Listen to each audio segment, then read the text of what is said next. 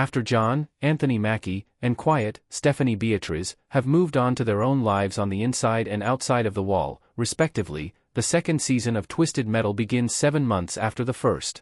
They band together once more to try to win, though, when an enigmatic character gives them the opportunity to compete in a driving competition to the death, with the winner receiving a wish of their choosing. The plot of this season of Twisted Metal feels much more like the games that inspired it, which is something that fans will notice. Finally, the Demolition Derby tournament that makes up the series' gameplay is shown to us, and it offers every kind of vehicular action you could possibly desire. Furthermore, Twisted Metal does not let you down if you're concerned that there won't be enough to support 12 episodes. The action and, perhaps more crucially, the emotional stakes are varied enough to allow it to continue as a fun fusion of humor and action. Twisted Metal seems to be moving more toward gore and splatter at other points, perhaps even more so than it did in the previous season. The fact that this show has become so blatantly violent is a decision, considering that the game franchise began with an ESRB rating of T. Some of the show's more graphic sequences are thrilling, but others seem constrained by the use of computer graphics.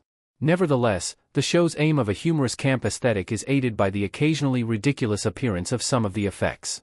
Of course, the game series was never really serious. It was usually about killers racing themed automobiles in a demolition derby to the death. However, this show is only effective if you are prepared to accept the overwhelming ridiculousness that is both ingrained in the concept and in the humor of the show. Overall, the show's other technical elements, such as the production design, costumes, editing, and soundtrack, are far more striking.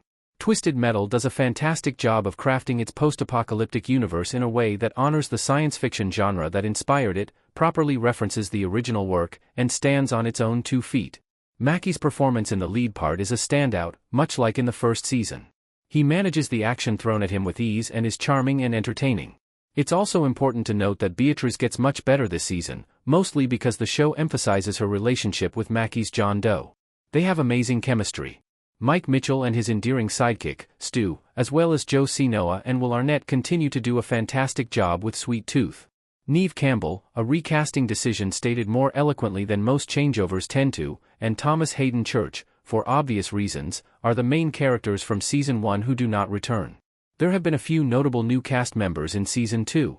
The 2 most notable additions are Sailor Bell Curta and Tiana Okoye, who both act as fresh emotional centers for the plots of the program. In their own unique ways, Lisa Gilroy, Richard DeClercq, and Michael James Shaw portray some of the new tournament competitors that were lifted from the games. Anthony Carrigan, Superman, Barry, is a huge highlight in his performance as Calypso, the new puppet master.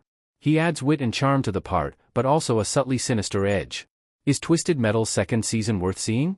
The second season of Twisted Metal offers more of what fans were demanding from this video game adaptation, but it is also not quite as good as the first.